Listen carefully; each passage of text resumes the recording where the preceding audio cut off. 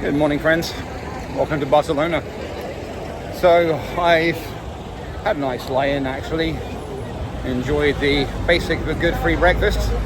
Coming to town. Behind me is La Pedrera, a cultural centre, of course designed by Antonio Gaudi. And I have every intention of getting my Gaudi on this weekend. But I'm also mindful that it's a beautiful late summer / early autumn Saturday afternoon, and so I imagine the main tourist places will be rammed. The queue for that place was a mile long. So today's kind of recon. I'm just going to wander around and enjoy myself, really. I don't want to go to the Ray-Ban shop. Check out a knife sharpening place.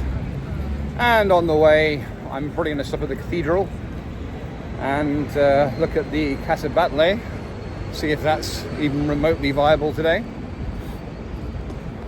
Must admit, man, this is considerably quieter than the last time I was here. Last time I was here, it was at the height of the protests, because, as I'm sure you know, in 2017 there was a Catalonia referendum regarding independence.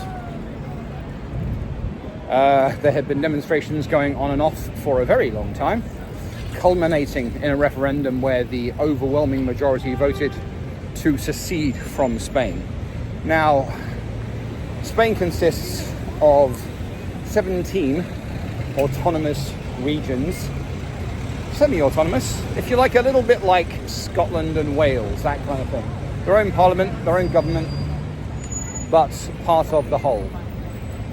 And also 2 autonomous cities, both of them being on the just across the Straits of Gibraltar in North Africa, Spain's little presence there.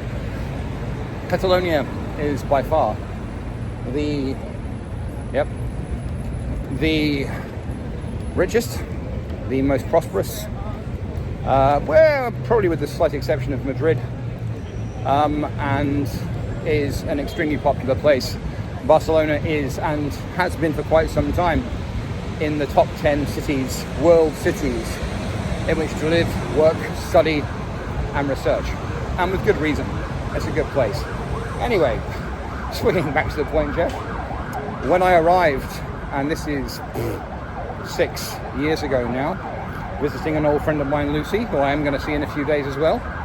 And I came up out of the metro and I was in the middle of a monumental demonstration with people wearing Catalonia flags as Superman capes.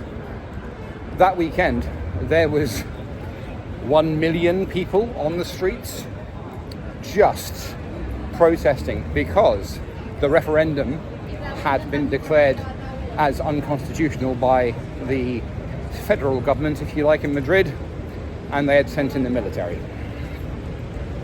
Yeah. Now, that was not a popular move, but you have to see Madrid's point of view. Secession is never a desirable thing per se, and also when it comes to the whole of Spain, as I say, Catalonia is the most prosperous region, the biggest money draw, and obviously that factors into taxation. So what happened was the federal government in Madrid, they arrested and imprisoned some of the quite a few, I think 27 of, if you like, the ringleaders of the movement towards independence. The Catalan president, as it were, he had fled the country. Those people have all been released since then, and honestly, according to most accounts, the desire for independence has waned. That was the crescendo, and it's calmed down a lot. And so, at least for me, wide open avenues and relatively few people is refreshing. Anyway.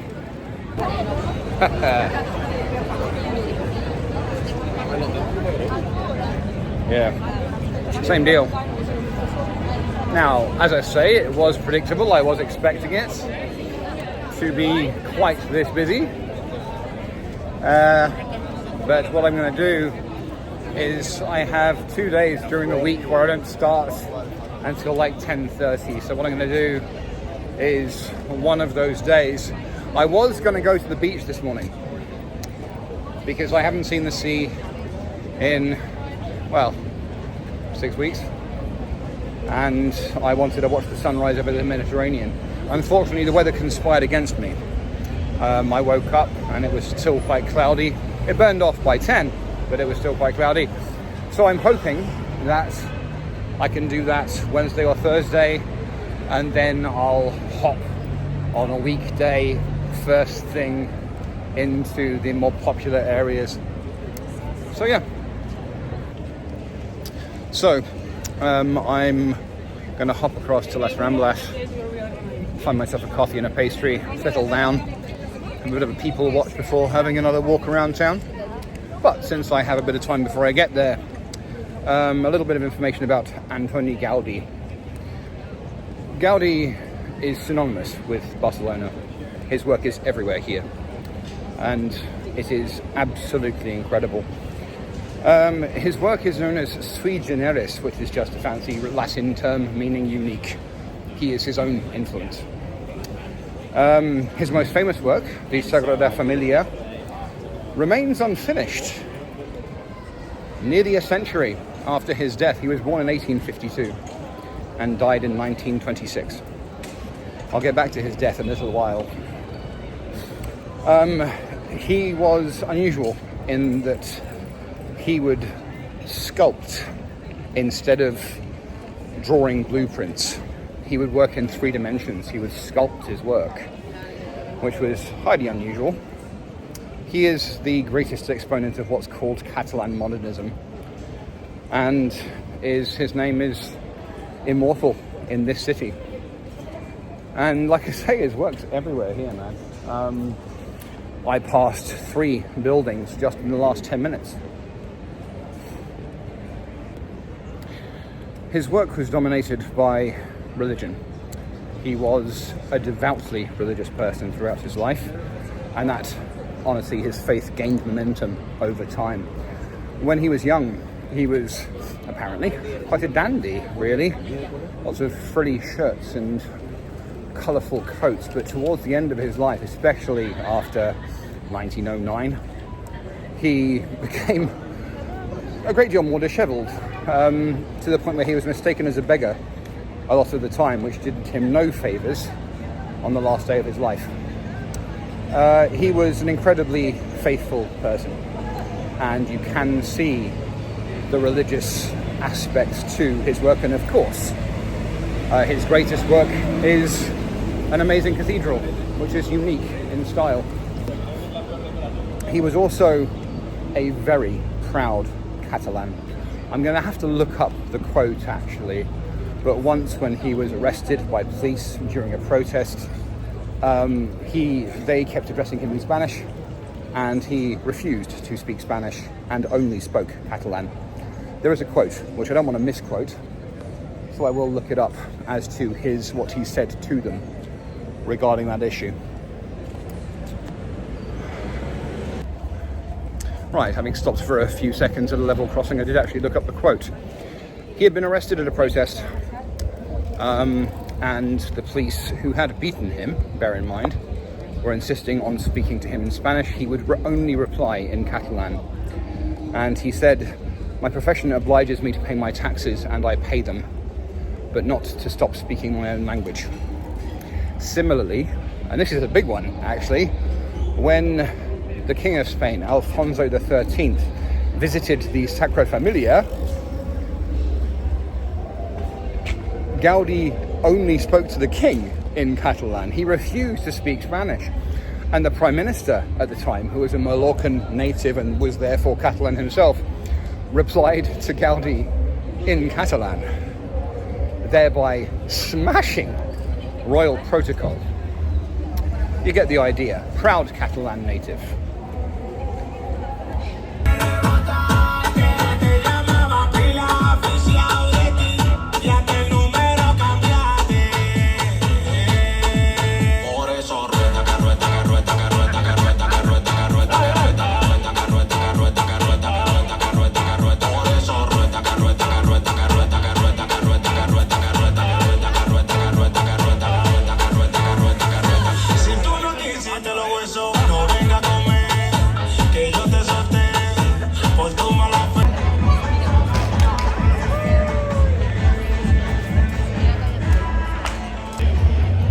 taking a break for a few seconds from my Gaudi, I've stumbled across a market that's just literally called Barcelona Queer Market. It's fucking brilliant, gay as Christmas.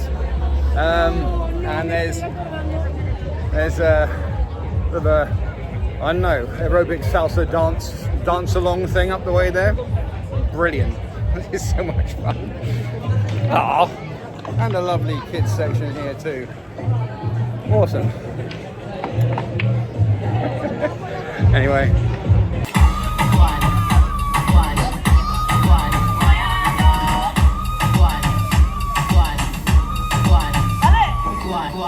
The boy says, where you come from? Are you from the islands? Are you from the sun? Doesn't matter where I come from. Flesh may swallow the tongue. So we don't stay. Shut it out.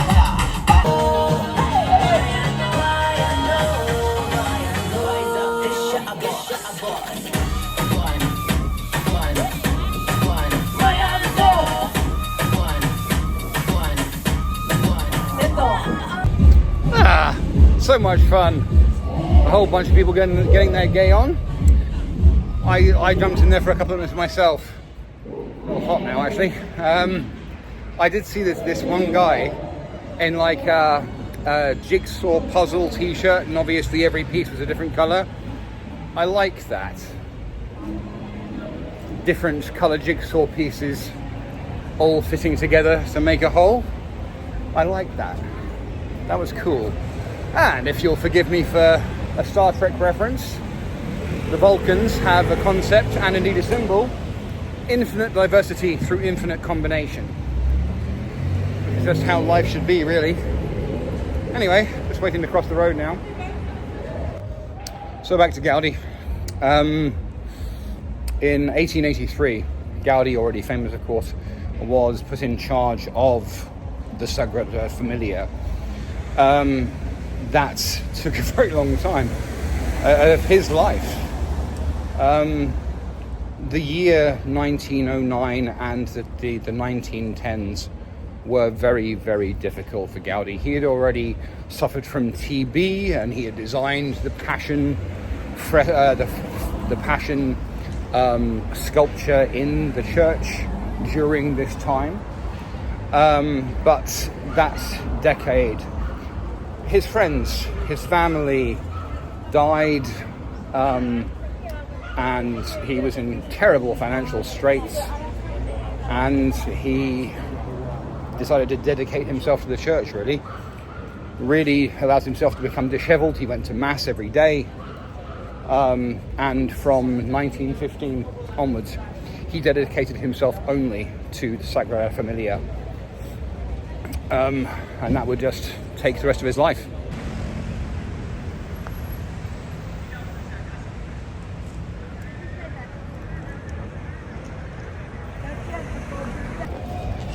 So last little thing about Gaudi before I move on to other matters.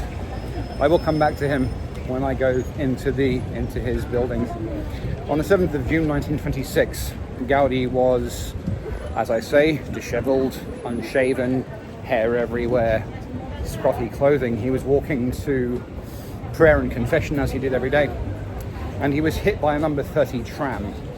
But because he was so disheveled, people took him for a beggar and didn't help him, which is a rather prevalent attitude, isn't it? He was eventually picked up, taken to a hospital. He received rudimentary care. He never regained consciousness. The next day, somebody actually recognized him and said, "Hold on, this is Anthony Gaudi," and everyone was like, "Oh shit!" But his situation had by that point deteriorated so much that he just never woke up, and he died on the 10th of June. Thousands and thousands of people turned up to his funeral and his memorial. But by then, of course, it was far too late. He was 73. Anyway.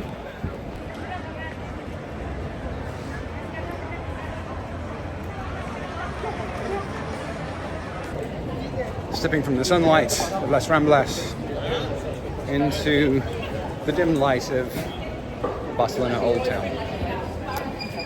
If you've ever seen a photo of Barcelona from above, it'll probably be the Sagrada Familia and the surrounding blocks, and it's very much a block city set up on a grid. But this area is all old city, as it were, curved streets, all interconnecting, narrow, high avenues, mostly pedestrianised, except for the occasional rather brave person on a scooter or a moped. I love this area.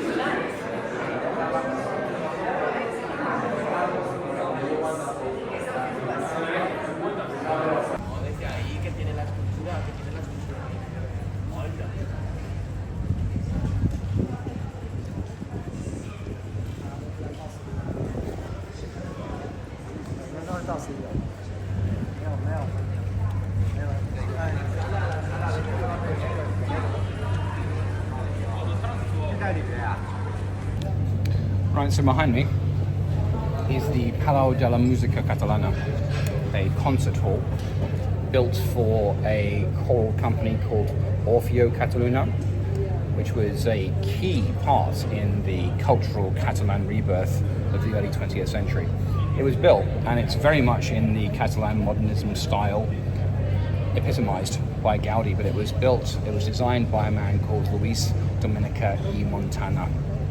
But one really key part that you can see is very Gaudi-esque, I zoomed in a bit, is that Gaudi experimented with using broken pieces of ceramic, smashed pieces of ceramic like a mosaic, and this has a lot of that, especially in the upper levels. It's a really cool building. I mean, last time I came here it was substantially cheaper to actually get in. I'm not going to go in because it was 16 euros, but it's pretty cool. I keep seeing these, what we would pronounce as ale hop, like ginger ale or, ale. It's the 5th day of Sober October. It actually, I think it's more like alley-oop, like jump.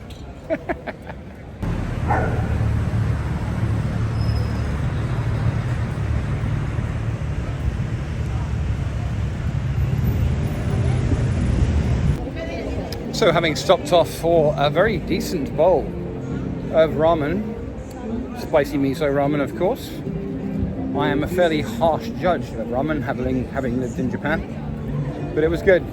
It was good. And I can afford these little luxuries, this being Sober October.